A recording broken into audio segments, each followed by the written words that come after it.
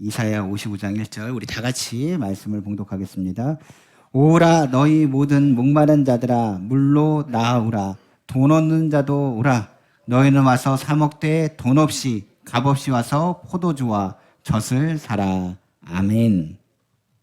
오늘 저는 이사야서 55장 1절 말씀을 가지고 영적 갈급함을 채우는 양식이란 제목의 말씀으로 은혜를 나누려고 합니다.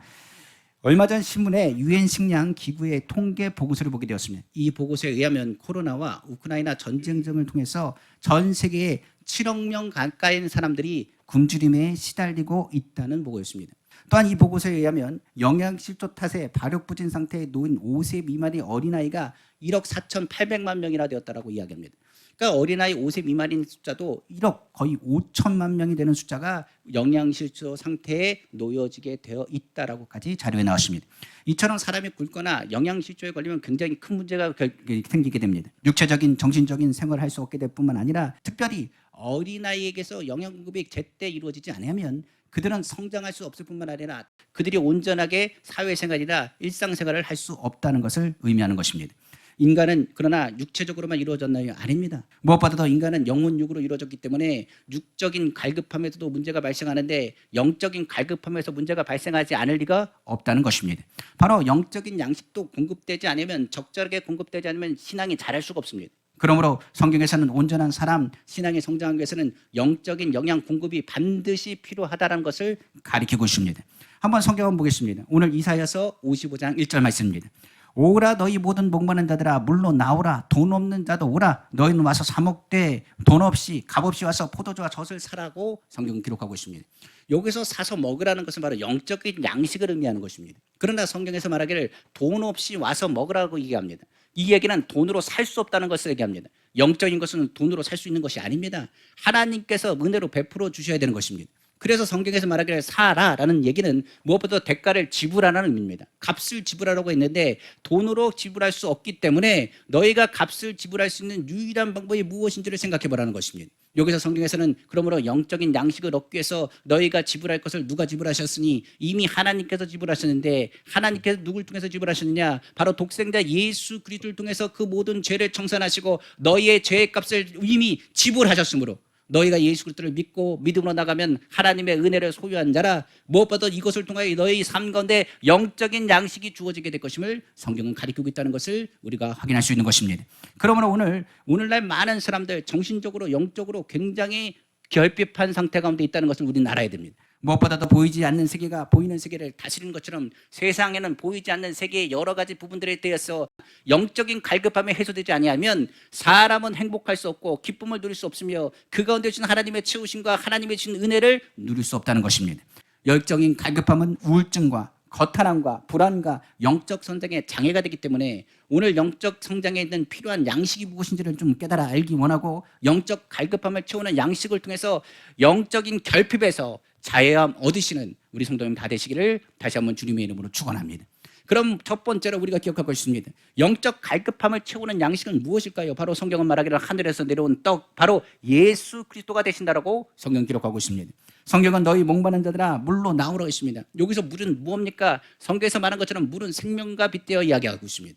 우리 몸은 물로 이루어졌다라고 얘기해도 과언이 아닙니다. 성인 남성이 육체는 70%가 물로 되어져 있다고 말합니다. 어린아이 같은 거는 80%고 나이가 들어 노인이 되면 60%의 수분을 갖고 있는 것이 사람이라고 말합니다. 그런데 거기서 1.5%라도 물 성분이 빠지기 시작하면 탈수 증상이 일어난다고 합니다. 탈수 증상이 일어나면 정신이 혼미해집니다. 그리고 물을 마시지 않으면 죽을 것 같은 고통을 느끼게 됩니다. 그리고 더 나아가서 탈수 증상이 정신을 지배하게 되면 육신이 지배하게 되면 자신이 무엇을 하고 있는지 모를 정도로 정신이 몽롱해지고 살 수 있는 힘을 얻을 수가 없습니다. 그래서 물은 무엇을 얘기하느냐? 생명과 같다라고 이야기하는 것입니다. 그래서 예수님께서 말한 것처럼 나는 너희의 생명수가 된다고 말한 것이 예수 그리스도요 길이요 진리요 생명 되신다는 것을 다시 한번 언급하고 있는 것입니다.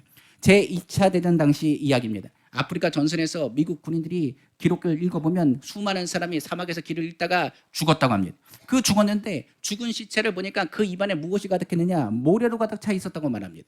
뜨거운 햇살이 그들을 쬐고 있었고 사막에는 물 하나 거둘 수 없기 때문에 그들은 입이 빼짝빼짝 말라서 어떻게 하지 못하고 방황하던 군인들, 그런데 갑자기 눈앞에서 멀리 시냇물이 흐르는 소리가 들리기 시작했답니다. 그리고 착 가보니까 시냇가가 있는 건데 거기 보면 오아시스 같이 이런 모든 것이 널려져 있고 야자수와 물이 보이니 사람들이 물이 다 고음을 치고 달려가기 시작했습니다. 그러나 우리도 잘 아는 것처럼 이건 뭐냐? 신기루입니다. 그러니까 사람이 물을 마시고 있다는 갈망 때문에 만들어낸 신기루라고 말합니다. 신기루가 있는 곳에 도착하면 희한하게도 야자수가 그냥 보입니다. 그리고 있는 시냇물이 흘러가는 소리도 들린다고 합니다. 눈앞에 있는 시냇물을 발견하니 사람들이 가만히 있을 수가 없습니다. 머리에 쓴 철모를 바가지 삼아서 쓰고 내려놓고 그리고 바지를 걷어 올리고 옷을 벗고 물속으로 들어가듯이 물에 퐁당 빠진 듯이 들어갑니다. 그리고 뜨거운 모래를 물로 착각해서 허겁지겁 마시기 시작한답니다. 그러니까 물이 떨어지고 수분이 떨어지니 정신이 혼미해지니까 이 모래가 물로 보이는 것입니다. 그리고 입안에 가득 찬 모래가 식도로 넘어가면 배 안에 모래로 가득 차고 목을 막아서 숨을 쉬지 못하고 끝내는 죽어버리고 마는 것입니다. 바로 물이라는 것, 이 정도로 굉장한 영향력을 끼치는 것입니다. 그러니까 육신에서 물이 공급되지 않으면 사람은 죽습니다. 마찬가지로 그렇습니다. 영적인 물이 되신 예수 그리스도를 만나지 않으면 사람은 죽습니다. 성경에서 이런 것처럼 영과 육 모든 것을 갖고 있는 것이 사람이기 때문에 영적인 부분에 육적인 부분에 물이 필요한 것처럼 영적인 부분에 예수 그리스도가 우리에게 필요하다는 것을 우리는 절실하게 알아야 되는 것입니다. 그러나 많은 사람들은 영적인 갈급함에도 불구하고 예수 그리스도를 발견하지 못합니다. 그 갈급함을 육체적인 착각으로 인하여 신기루를 발견하고 육신적인 신기루에 속아서 자신이 무엇인지 알지 못하고 방황하다가 모래를 퍼먹듯이 세상의 욕심을 퍼먹고 죽음으로 가기 때문에 그렇습니다. 그러므로 오늘 우리는 이 육적인 부분에서 영적인 예수 그리스도의 만남이 반드시 필요하다는 것을 다시 한번 확인해야 되는 것입니다. 요한복음 4장에 등장한 수가성 여인, 바로 우물가의 여인이라는 사마리아 여인 얘기는 우리가 이 얘기를 잘 깨닫게 해주는 장면입니다. 예수님께서 제자들과 함께 갈릴리 지나가다가 사마리아 지역으로 지나가게 하겠느냐는 의지를 가지고 사마리아 지역을 지나가게 되었습니다. 아침부터 서두른 바람에 그들은 아무것도 먹지 못했습니다. 배도 고팠고 목도 말랐습니다. 예수님은 우물가에 앉아 계셨습니다. 그리고 제자들은 그 먹을 것을 구하러 동네로 내려갔다고 성경은 말하고 있습니다. 한 사마리아인이 그 대낮에 물을 뜨러 들어가는 장면에서 예수님께서 그 여인에게 말을 거셨습니다. 여인에게 말하기를 물 좀 달라 여인에게 말했습니다. 그때 당황해하는 그 여인을 향해서 예수님께서 말합니다. 내가 누군지 알았다고 하면 오히려 나에게 물을 달라고 했을 것이라. 그러니 내가 물을 구했을 것이라. 그 생수를 내게 구했으면 내가 너에게 주었을 것이라고 예수님이 말씀하신 것입니다. 여인은 예수님의 말에 이렇게 대답했습니다. 선생님에게 지금 물 그릇이 있습니까? 그릇도 없지 않습니까? 당신이 어디 생수가 있다는 것을 안다는 얘기입니까? 당신이 오히려 나에게 물을 달라고 얘기하면서 물이 도대체 어디 있습니까? 라고 이야기했습니다. 그러나 예수님께서 말씀하신 이 물은 육적인 물을 얘기한 것이 아니라 영적인 물에 대한 것을 얘기하신 것입니다. 그러나 이 여인은 영적인 물에 대한 것을 이해하지 못했습니다. 지금 육신적인 물, 내 갈증을 해소할 그 물에 대한 것을 이야기하는 줄 알았던 것입니다. 요한복음 4장 13절에 14절입니다. 예수께서 대답하여 이르시되 이 물을 마시는 자마다 다시 목마르느니와 내가 주는 물을 마시는 자는 영원히 목마르지 아니하리니 내가 주는 물 그 속에서 영생하도록 솟아나는 샘물이 되리라 하셨느니라. 성경은 말하고 있습니다. 영생하도록 솟아나는 샘물, 그 단어를 들었음에도 불구하고 여인은 영적인 것으로 생각하지 않았습니다. 마르지 않는 샘, 그 샘물이 어디 있는지 알고 싶었습니다. 예수님께 말하기를 주여 이런 물이 있으면 나에게 목마르지 않게 주십시오. 그런 물이 있으면 또 여기 길러 오지 않도록 하여 주십시오라고 예수님께 물었던 것입니다. 이 예수님께서 그 여인이 깨닫지 못한 걸 아시고 이렇게 얘기했습니다. 내 남편을 데리고 오라고 물으셨습니다. 이때 여인은 한숨 지으며 말하기를 나는 남편이 없습니다라고 이야기했습니다. 그러자 예수님께서 이미 다 아신 것처럼 말씀하시고 이야기하셨습니다. 예수님께 말하기를 내 남편이 없다는 것이 진짜 맞다. 그래, 네 말이 맞다. 지금 내가 남편이 5명이 있었는데 이것도 남편이 아니고 지금 살고 있는 남편도 남편이라고 생각하지 않으니 내 말이 참되다라고 예수님께서 말씀하신 것입니다. 비로소 예수님께서 말씀하신 그 물이 육체적인 물이 아니라 영적인 갈급함에 대한 물이라는 사실을 깨닫게 되었습니다. 오늘 우리의 사정을 누가 아시느냐? 예수님이 아십니다. 지금 있는 각자 앉아 계시지만 자신 안에 갈급함이 있습니다. 나는 행복하고 싶습니다. 나는 기쁘고 싶습니다. 주님의 은혜 가운데 살고 싶습니다. 좋은 일이 있었으면 좋겠습니다. 그런데 왜 내가 우울한지 모르겠습니다. 왜 나는 답답한지 모르겠습니다. 내가 아무리 애써도 이루어지지 않습니다. 내가 노력해도 문제가 해결되지 않습니다. 그것의 갈급함을 누가 해결할 수 있겠습니까? 오늘 성경에 말하기를 예수님을 만나라고 했습니다. 성경에 뭐라고 했습니까? 목마른 자들아 다 물로 나오라 했습니다. 이 물의 단어에 예수님을 넣으시면 목마른 자들아 다 예수님께 나오라는 얘기입니다. 예수님을 만나야 문제가 해결되는 것입니다. 우리가 아는 것처럼 이 여인을 향해서 예수님께서 이렇게 말합니다. 영원히 목마르지 않는 생수를 내게 주겠다고 말했습니다. 그때 예수님께서 무엇 하신지 아십니까? 회개하라고 정죄하지 않으셨습니다.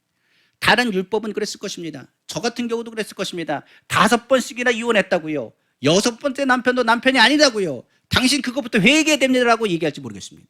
많은 사람들은 정죄하고 회개를 얘기할지 모르겠습니다. 그러나 예수님은 회개에 대한 단어를 사용하지 않으셨습니다. 용서의 정죄에 대한 이야기를 사용하지 않으셨습니다. 오히려 뭐라고 얘기했느냐? 내 생수를 내게 와서 먹으라고 말했습니다. 성경에 무슨 얘기입니까? 이 여인의 고통에 대해서 무엇보다 근본적인 문제 해결을 어디에 있느냐? 예수님께 있다는 것을 다시 한번 예수님께서 말씀하고 있는 것입니다. 성경은 예수님은 이렇게 말했습니다. 그 여인의 죄에 대해서는 한 말씀도 하지 아니하시고 이렇게 말하기를 내가 주는 물을 마시면 영원히 목마르지 아니하리라. 영적인 갈급함의 문제 해결은 어디에 있다? 바로 예수 그리스도에게 있다는 것을 그에게 보이신 것입니다. 그 여인은 예배를 사모했습니다. 그러나 그 여인은 사마리아 여인 중에서도 비참한 처지에 있는 여인이라 감히 예배를 드릴 수가 없었습니다. 그런 예배를 드리고 싶어도 오히려 예루살렘으로 나아갈 수가 없었습니다. 하나님께 나아갈 수 없다는 얘기만 합니다. 그가 갈급함을 해소할 수 있는 것은 나의 사정과 나의 지금 상황을 아시는 메시아밖에 없다라고 그런 생각을 했습니다.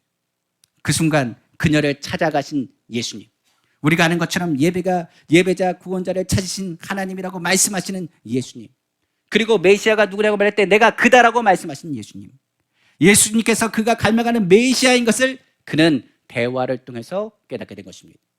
오늘 주님은 분명히 말합니다. 내가 너를 만나게 원한다고 말했습니다. 내가 너를 찾는다고 말했습니다. 주님을 만나야 근본적인 문제가 해결됩니다. 영적인 양식은 언제부터 먹을 수 있느냐? 예수 그리스도를 통하여 거듭나지 않고서는 주님 앞에 나아갈 수 있는 영혼이 없다는 것을 우리는 기억해야 되는 것입니다. 이 말씀을 듣는 여인은 즉시로 예수님을 구주로 영접했습니다. 그리고 그 자리에서 여인은 그리스도 안에서 넘치는 영원한 생수를 마셨습니다. 영적인 갈급함을 해소하는 그 순간에 주님이 주는 기쁨이 얼마나 컸는지, 그가 가지고 있는 물두멍과 그리고 두레박을 던져버리고 육적인 갈급함이 아니라 영적인 갈급함을 가지고 있는 다른 사마리아 사람들을 향해서 외치기 시작했습니다. 동네로 들어가 말하기를 내가 행한 일을 말한 그 사람을 보시오. 내가 만난 사람은 바로 메시아입니다. 그가 여러분들의 근본 문제를 해결할 것입니다. 여러분들이 예배를 사모해도 예배드리지 못하는 그 문제를 해결할 것입니다. 예루살렘으로 가지 못하는 그 문제를 주님이 해결하셨습니다. 그분이 말했습니다. 하나님은 예배자를 찾는다고 말했습니다. 문제의 해결자는 하나님이 되신다고 말했습니다. 하나님이 여러분들의 마음을 안다고 했습니다. 여러분들의 괴로움을 안다고 했습니다. 여러분의 갈증을 채우실 분은 주님밖에 없다고 말씀하셨습니다. 그 예수님에 대한 것을 외치기 시작했습니다. 사람들은 조금 전까지도 무시했던 여인이었습니다. 창녀 같은 여인이었습니다. 늘 우울하고 숨어있던 여인이었습니다. 그 여인의 외침의 소리를 듣자 사람들은 놀랐습니다. 그 여인은 보기 시작했습니다. 그 여인의 얼굴에 광채가 나기 시작했습니다. 그 눈동자는 다시 생기가 드러나기 시작했습니다. 그 음성은 박력이 있고 넘치는 것을 보았습니다. 동네 사람들은 놀라서 집 밖으로 하나씩 나오기 시작했습니다. 그리고 그 여인이 예수님을 소개하기 시작했습니다. 이분을 만나라고 얘기합니다. 이분이 여러분들의 갈급함을 해소하실 분이라고 얘기합니다. 이분을 통하여 하나님 앞에 나아갈 수 있다고 얘기합니다. 여인에 앞서 동네 사람들이 줄지어 우물가 곁에 있는 예수님을 보기 위해서 모이기 시작했습니다. 그들은 예배에 대한 갈급함이 있었습니다. 그런데 유대인 남성이 바로 사마리아 사람들을 향해서 하나님을 소개합니다. 하나님 나라를 소개합니다. 영적인 갈급함에 대한 예배에 대한 것을 인도하시면서 하나님 말씀을 증거하십니다. 여러분은 오십시오. 이 하나님께서 여러분을 찾으십니다. 여러분 문제가 해결되길 원하십니다. 여러분들의 죄를 자백하고 주님 앞에 나오십시오. 주께서 여러분들의 갈급함을 채우신다는 주의 음성을 듣게 됩니다. 성경을 말합니다. 많은 사람들이 얘기한 것처럼 사마리아 사람들이 말하기를 처음에는 이 여인의 말을 듣고 예수님을 믿었지만 예수님의 말씀을 듣는 그 순간에 그들의 갈급함이 해결되자 그들은 말합니다. 처음에는 당신의 말을 듣고 예수님을 믿었지만 이제 그렇지 않습니다. 오늘 내가 예수님을 만났습니다. 나의 영적인 갈급함을 주께서 해결하셨습니다. 외치기 시작했던 것입니다. 오늘날 많은 사람들은 예수님을 만나지 못하고 있습니다. 왜 그러냐면 신앙에서도 위선적인 신앙을 하고 있기 때문에 그렇습니다. 성경의 바리새인과 같은 신앙인 무엇보다 예수님이 곁에 있음에도 불구하고 예수님을 발견하지 못했습니다. 율법학자들은 어떻습니까? 예수님이 지나감에도 불구하고 예수님을 발견하지 못했습니다. 많은 사람들이 예수님을 봤지만은 예수님의 옷자락을 잡았지만은 치료받은 사람은 혈루증 걸린 12의 혈루증 걸린 여인만이 치료받았던 것을 우리는 기억해야 됩니다.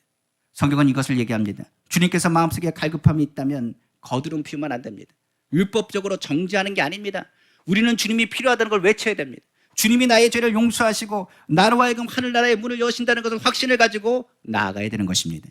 마태복음 21장 32절에 말하지요. 요한이 의로 도로 너희에게 왔거늘 너희는 그를 믿지 아니하였으되 세리와 창녀는 믿었으며 너희는 이것을 보고도 끝내 뉘우쳐 믿지 아니하였더라고 성경은 말하고 있습니다. 주님께서는 죄가 많고 죄가 적고 그것을 따지는 것이 아닙니다. 주님께서는 나는 죄인입니다. 나는 주님이 필요합니다. 나의 갈급함을 해결하실 분은 주님밖에 없습니다. 오직 주님만이 나를 해결하실 수 있는 영혼의 갈증을 해결할 수 있는 양식이 되신다는 고백이 우리에게 필요한 것입니다. 오늘 우리는 주님 앞에 나왔습니다. 바로 주께는 나와 주님께 도와달라고 외칩니다. 오늘 주님을 만나면 오늘 영적인 갈급함에서 우리를 건져 주실 것입니다. 우리가 그리스도를 영접하자마자 우리 안에 있는 위대한 기적과 체험은 다른 것에 있지 않습니다. 우리에게 여태까지 막혀있던 영적 공급 통로를 여신 분이 누구냐? 바로 예수 그리스도가 되시기 때문에 그렇습니다. 그러므로 오늘 첫 번째로 이야기합니다. 물로 나오라 했습니다. 바로 예수님께로 나아가십시오. 오늘 주님을 만나면 오늘 주님이 우리의 삶의 영적 갈급함을 채워주실 것입니다. 두 번째로 영적 갈급함을 채우는 양식은 예수 그리스도의 보혈과 성령입니다. 오늘 본문은 얘기합니다. 포도주를 사라고 말씀하고 있습니다. 우리가 하는 것처럼 인생에서 기쁨이 사라진다면 그가 무엇을 좋은 것을 먹어도 기쁘지 않을 것입니다. 아무리 좋은 집을 살고 화려한 옷을 입고 산의 진미를 먹는다 할지라도 그가 기쁘지 않고 행복하지 않다고 한다면 그 사람의 삶은 절망에 부딪히고 낭만 가운데 놓이게 될 것입니다. 아무리 좋다고 할지라도 기쁨이 사라진 사람은 행복하지 않습니다. 그러나 우리가 아는 것처럼 그 기쁨을 어디서 찾을 수 있습니까? 성경은 말하기를 주께서 주는 생수를 먹고 갈급함을 있는 사람은 무엇보다도 주님이 주시는 포도주를 사서 먹으라고 성경은 가르치고 있습니다. 여기서 포도주라는 것은 우리가 얘기하는 포도주가 아닙니다. 성경은 뭐합니까? 예수 그리스도께서 십자가에서 흘리신 피가 바로 우리가 되신 영적인 포도주인 예수 그리스도의 보혈이 되는 것입니다. 오늘은 성찬입니다. 성찬 때 우리는 포도주를 마시지만 포도주를 마신다 하지 않습니다. 바로 예수 그리스도의 흘리신 보혈을 마신다고 고백하는 것입니다. 바로 오늘 예수 그리스도의 피와 살을 먹는 것, 그것을 통하여 주님이 우리 안에 거하는 것, 이를 통하여 우리에게 주신 하나님의 성령께서 우리로 하여금 기쁨을 줄 때 더 충만하게 준다고 성경은 약속하고 있기 때문에 그렇습니다.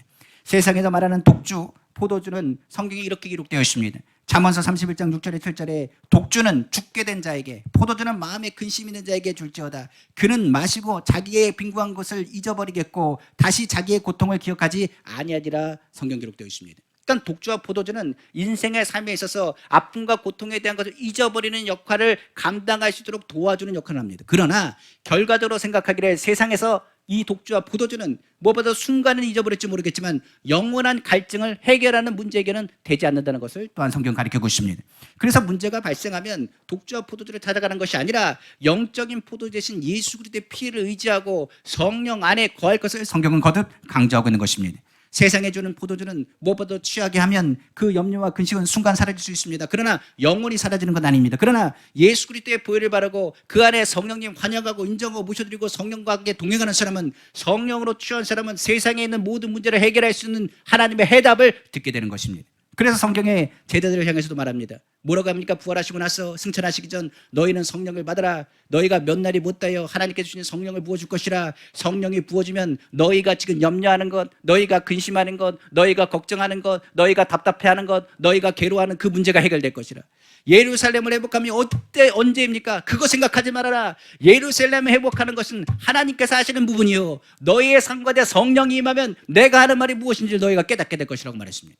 그들은 기도하기 시작했습니다. 오순절날 기도할 때 갑자기 강한 바람이 성령이 그 가운데 불의 혀같이 갈라지며 각 사람 머리에 임했다라고 성경은 말합니다. 바로 사도행전 2장 1절에 4절입니다. 오순절날이 이미 이름에 그들이 다 같이 한 곳에 모였더니 호련히 하늘로부터 급하고 강한 바람 같은 소리가 있어 그들이 앉은 온 집에 가득하며 마치 불의 혀같이 갈라지는 것들이 그들에게 보여 각 사람이 하나씩 임하였더니 그들이 다 성령의 충만을 받고 성령의 말하게 하심에 따라 다른 언어들로 말하기를 시작했다고 성경은 기록하고 있습니다. 그러니까 이때 성령을 받고 났을 때 그들은 놀랐습니다. 그동안에는 마가다락방을 문을 닫아놨습니다. 그들은 기도하면서도 혹시나 누가 쳐들어오지 않을까, 누가 들어오지 않을까 걱정했습니다. 그런데 그들이 성령 받고 나니 그 마음이 뜨거워지기 시작해서 능력받았다는 드나미스 뛰어나갔다, 스프링같이 튀어나가기 시작했습니다. 그들이 동서남북 뛰어나가면서 방언으로 각종 언어로 이야기하기 시작했습니다. 하나님께 영광을 돌리고 예수가 그리스도인 것을 선포하기 시작했습니다. 그들의 모습을 사람들이 보기 시작했습니다. 이방에 있다가 유대 지역으로 온 그 사람들은 말하기를 어떻게 저들이 우리의 언어를 하냐고 이야기했습니다. 그들의 이야기하는 모습이 꼭 어떤 사람과 같은 여러 가지 이야기를 하는데 그 말이 무슨 말인지 알아듣지 못하는 사람들은 말하기를 이 사람들이 혹시 술 취한 것 아닌가라고 이야기했던 사람들도 있었다고 기록되어 있습니다. 예루살렘 교회가 떠들썩하니 사람들이 떼어 지어 모여있다가 사도들에게 보고 이렇게 얘기했습니다. 저 사람들이 술 취한 거구나. 저 사람은 완전히 술에 취해서 지금 오고 가도 못하는구나. 지금 이 대낮이 밝았는데 이들이 아직도 술 기운에 돌아다니는 거라고 이야기하는 사람들이 있었습니다. 그때 베드로가 이렇게 얘기했습니다. 그들을 향해서 말하기를 그때가 바로 제3시라. 바로 그 제3시는 오전 9시입니다. 바로 사도행전 2장 15절 17절입니다. 때가 제3시니 너희 생각과 같이 이 사람들이 취한 것이 아니라 이는 곧 선지자 요엘을 통하여 말씀하신 것이니 일러스되 하나님의 말씀하시기를 말세에 내가 내 영을 모든 육체에 부어 주리니 너희의 자녀들은 예언할 것이요 너희의 젊은 애들은 환상을 보고 너희의 늙은이들은 꿈을 꾸리라. 그 말씀대로 그대로 이루어졌다라고 선포하기 시작한 것입니다. 성경에 말합니다. 노인이 되면 꿈이 없다고 합니다. 그런데 성령 받으면 노인이 되면 뭘 갖게 되느냐? 더 큰 꿈을 갖게 됩니다. 젊은이들에게 말하기를 기대감이 없다고 말합니다. 그러나 그렇지 않습니다. 성령을 받으면 성경에 말하기를 그 모든 것의 해답을 누가 가지고 있냐? 주님이 가지고 계시기 때문에 젊은 사람들은 환상을 갖게 되고 기대감을 갖게 되고 하나님 주신 꿈을 다시 한번 꾸게 된다는 것입니다. 예언한다고 했습니다. 바로 하나님께서는 미래의 모든 것을 예비하셨습니다. 예배에서 하나님께서 하나님의 말씀대로 그 모든 것을 이루신다고 말했습니다. 그러므로 삶에 근심과 걱정이 있는 사람이 성령으로 취하게 되면 세상에 근심과 걱정이 있을 때 술과 모든 것은 그 다음에 문제를 해결해 주지 않지만 성령을 받고 나서 그 가운데 하나님 앞에 성령에 취한 사람은 앞으로 하나님께서 하실 일들을 계획하신 것을 보여주시고 예비하신 것을 깨닫게 되는 것입니다. 우리 눈으로 보지 못하고 귀도 듣지 못하는 것을 성령이 보게 하시고 듣게 하신다는 것을 우리는 기억해야 되는 것입니다. 오늘 주님은 이렇게 말합니다. 우리 마음속에 기쁨이 있느냐 묻습니다. 우리 가정에 기쁨이 있느냐 묻습니다. 주님이 오늘 다시 한번 묻습니다. 기쁨이 없는 사람 내게 와서 돈 없이 값 없이 포도주를 사라고 말했습니다. 오늘 성찬할 때면 예수 피를 먹고 예수의 살을 먹고 오늘 성령으로 충만하게 간절히 원합니다. 오늘 주님이 우리와 함께 계시면 걱정할 필요가 없습니다. 그러므로 예수님께서 이 자리에 계십니다. 오늘 주님을 만나면 주님께서 우리에게 뭘 주시냐? 성령을 부으십니다. 내가 나를 내 안에 거하게 하면 성령을 너에게 부어줄 것이고 성령이 너의 갈 길을 인도할 것이라. 너희가 염려하지 말 것은 내가 너를 도울 것이라. 예수의 보혈이 성령에 취했다는 말, 예수로 충만했다는 말 아니겠습니까? 그러므로 예수의 이름으로 성령 충만함을 받는 것, 성령으로 취하면 하나님께서 그 문제의 모든 것을 해결하실 뿐만 아니라 우리의 마음 가운데 기쁨 또한 회복해 주는 것입니다. 그러므로 오늘 주님은 말씀하십니다. 영적인 양식 예수 그리스도의 피를 마시라. 예수 그리스도의 떡을 먹으라. 그리고 성령으로 충만하라. 이를 통하여 하나님이 주신 기쁨에 누리시는 우리 성도님 다 되시기를 다시 한번 주님의 이름으로 축원합니다. 세 번째로 영적 갈급함을 해결하는 것, 채우는 것은 다른 것이 아닙니다. 바로 하나님의 말씀에 있다라고 성경은 말합니다. 본문은 말하죠. 또한 젖을 사라고 성경은 말씀하고 있습니다. 물을 마시라는 것, 바로 예수님 만나는 얘기입니다. 포도주를 마시라는 것, 사라는 것, 다른 것이 아니라 성령 받으라는 얘기입니다. 예수의 피를 성령 받으라. 많은 사람들은 성령 받고 나면 단주하는데 아닙니다. 성령 받으면 그때부터는 하나님 말씀을 먹어야 됩니다. 우리가 젖을 먹으라는 것, 어린아이에게 왜 젖을 먹으라고 얘기하는지 아십니까? 그동안에는 뭐합니까? 우리가 주님 안에 거하는 그 순간에 우리의 모든 영양분은 예수 그리스도를 통해서 공급받습니다. 그리고 더 나아가서 성령을 통해서 보호함을 받습니다. 그러나 우리가 아는 것처럼 물과 성령으로 거듭난 사람은 무엇을 통해서 성장하느냐? 하나님의 말씀을 통해서 성장하게 되는 것입니다. 요즘은 웰빙 시대라 해서 음식뿐만 아니라 각종 비타민을 만들어서 먹습니다. 그런데 각종 영양제가 쏟아지고 많은 것을 얘기하지만 과학자들은 이렇게 얘기합니다. 어린아이에게 있어서 어린아이에게는 영양제보다 건강한 어머니의 전만큼 확신한 모든 영양분을 갖춰준 영양제는 없다고 말합니다. 이야기는 다른 것을 아닙니다. 어린아이는 건강한 어머니의 젖만 먹어도 어떻게 한다고요? 잘 무럭무럭 건강하게 자랄 수 있다는 것입니다.